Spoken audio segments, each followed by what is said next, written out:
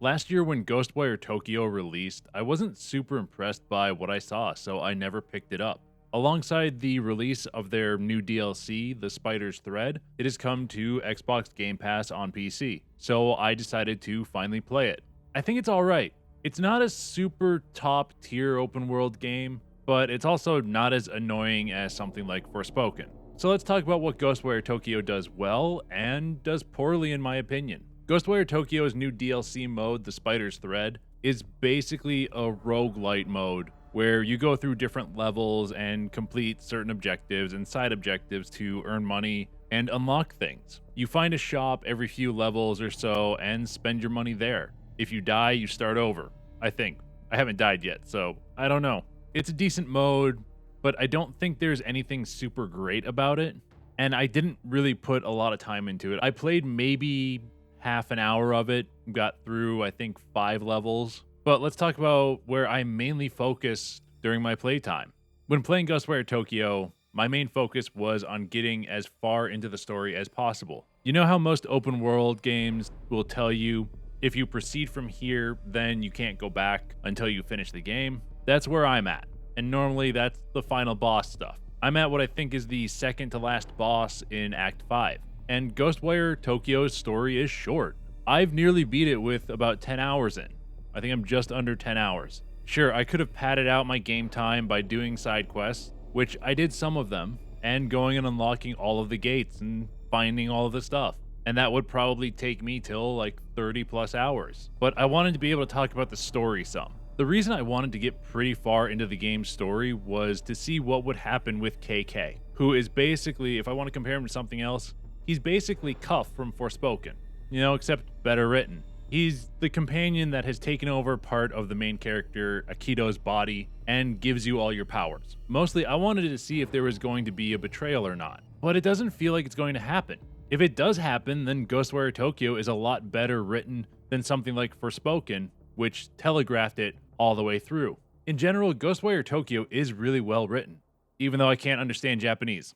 It has an interesting story filled with a lot of Japanese folklore about ghosts and demons and spirits. You basically have to stop a man in a mask that's trying to open the pathway to the underworld in the middle of Tokyo and save your sister. When it comes to dialogue between KK and Akito, it isn't frequent and obnoxious, like, Forspoken. It's all about just talking about what's next, what is their next move, what is the current problem that you're trying to solve. It's focused dialogue that isn't always happening or full of nonsense. It's well-written dialogue, but there is one thing about it, and I don't think there is a setting to change the actual voice acting language. So you have to deal with the subtitles. If you're not into that, you might want to avoid the game. And I think that's kind of the best thing about Ghostwire Tokyo is its writing and the back and forth between KK and Akito. A lot of the other stuff I don't think is bad, but I don't think it's done super well.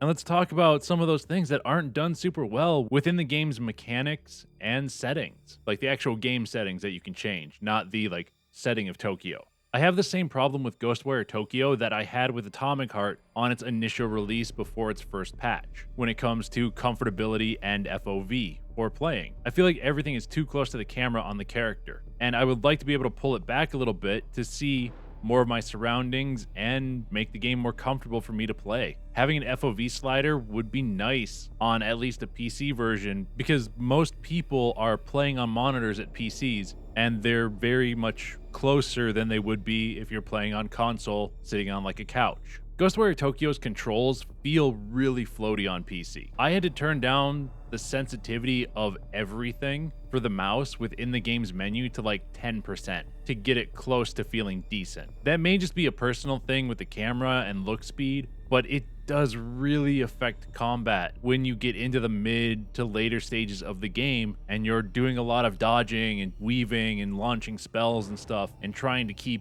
an eye on multiple enemies. Speaking of the combat in Ghostwire Tokyo feels really weak. Like Atomic Heart's combat felt clunky and not very refined or super well done, but it felt like you were hitting hard a good amount of the time because of the visual and audio feedback. But Ghostwire Tokyo's combat feels like it's been refined, but it doesn't feel like anything in the game really has a punch to it. The 3 different kinds of ki or magic attacks you have don't feel like they hit very hard. The bow feels like it hits a bit harder than the key or magic attacks, but it doesn't have any real feedback to it when you hit a target, unless you've upgraded the beads and can one-shot different enemies and knock them down with an arrow.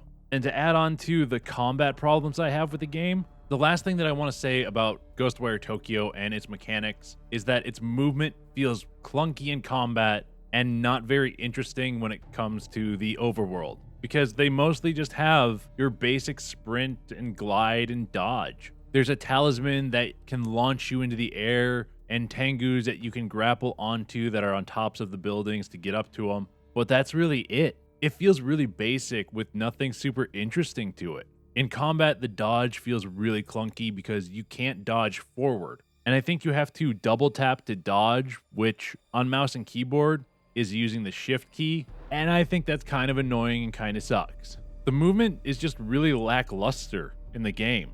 That's mostly what I'm getting at there. Even with everything I've said, I like Ghostwire Tokyo. Is it a great game? I don't think so. It has a lot of flaws, but I found it a decent time. I think the story and dialogue is good, but the world building could use a little bit more. The combat could use some better feedback for the player, and it would be nice to have some different movement mechanics in there because of the ghost and folklore theme. But all in all, it's a fairly decent time.